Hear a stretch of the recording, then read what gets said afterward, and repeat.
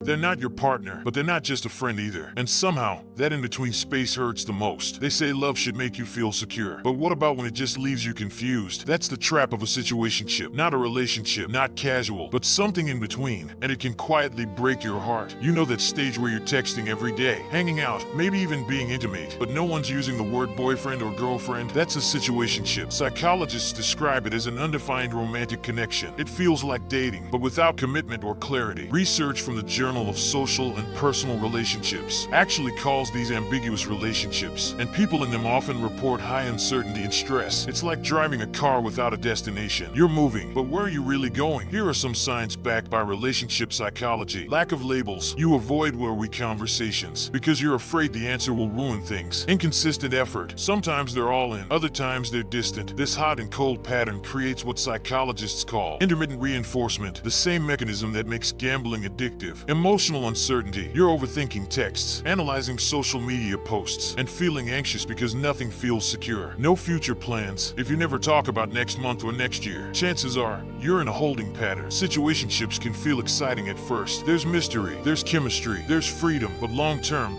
they often cause emotional harm, anxiety, and self-doubt. Without clarity, your brain fills in the blanks. Research on attachment theory shows that uncertainty triggers the same stress response as rejection. Lower self-esteem. You start questioning if you're enough to be chosen. Emotional roller coaster. Those highs and lows can mimic the cycle of toxic relationships, making you crave the moments of closeness even more. Lost time, months, sometimes years, pass, and you realize you've been investing in someone who was never investing in you. Psychologist Dr. Carla Marie Manley actually says situationships can prevent people from pursuing healthier, more fulfilling connections because they get stuck in limbo. So what do you do if you're in a situationship? Get honest with yourself. Ask, if nothing changes in 6 months, will I still be happy here? If the answer is no, that's your sign. Communicate clearly. Research on healthy relationships shows that direct communication reduces anxiety and sets boundaries. Tell them what you want and looking for commitment. If they can't meet you there, believe them. Detach from the fantasy. A lot of people fall in love with the potential. Psychology calls this idealization, but potential isn't reality. Focus on self-worth. Instead of asking, why won't they choose me? Ask, why am I choosing someone who won't choose me back? Set boundaries and move forward. Walking away hurts, but in psychology, this is called self-preservation. Ending a situationship is about protecting your future self. Situationships thrive in silence, in ambiguity, in almost, but you deserve clarity. You deserve someone who chooses you fully, openly, without hesitation. Because the truth is, almost love still breaks hearts, and yours deserves better.